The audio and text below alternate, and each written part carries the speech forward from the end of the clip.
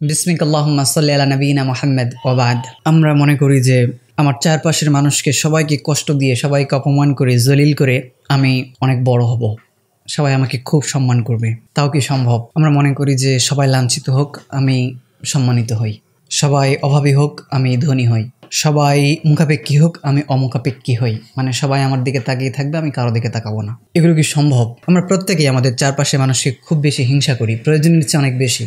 কিভাবে আমার প্রতিবেশীকে কষ্ট দেওয়া যায়, কিভাবে তাদেরকে অপমান করা যায়, কিভাবে তাদেরকে বিভিন্নভাবেই আমরা তাদেরকে ছোট করার চেষ্টা করি, কষ্ট দেওয়ার চেষ্টা করি।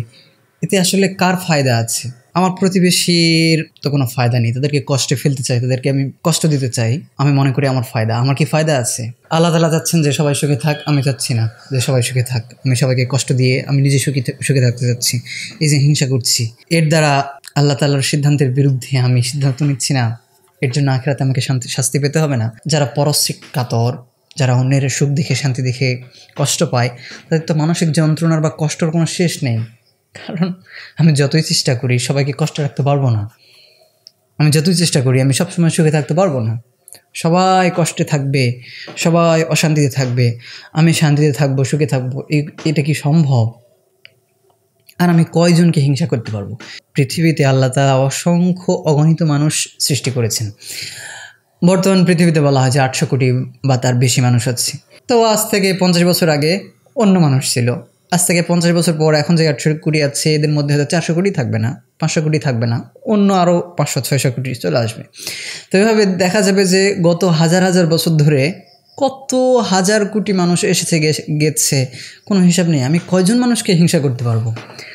আর এখন যে 800 কোটি মানুষ পৃথিবীতে আছে, এদের কয়জনকে মানুষকে আমি হিংসা করতে পারবো? আমি কি 1 কোটি মানুষকেও চিনি? আমি কি 1 লাখ মানুষকেও চিনি? আমি কি 50,000 মানুষকেও চিনি? আমি কি 10,000 মানুষকেও চিনি? আমি যাদেরকে চিনি তাদেরকেই তো হিংসা করি নাকি? তো আমি যাদেরকে চিনি এদের সংখ্যা তো কয়েকজন বা কয়েকশ হবে, কয়েকশ হওয়া মুশকিল আছে। 100 জন মানুষকে হয়তো আমি হিংসা করি না। আমরা সাধারণত 50-100 জন মানুষকে হিংসা করি, এর বেশি না। তো এই চারপাশের 50-100 জন মানুষকে হিংসা করে আমার কি ফায়দা? নিজের মানসিক কষ্ট, আর যাকে হিংসা করছি তার কিছুই ক্ষতি আমি করতে পারি না। নিজের আখেরাত বরবাদ, আবার দুনিয়াও বরবাদ হচ্ছে, মানসিক শান্তি একেবারে বিদায় নিচ্ছে। তো এই পৃথিবীতে শত শত কোটি মানুষের মধ্যে মাত্র এই 50-100 জনকে হিংসা করে কি ফায়দা হলো আমার?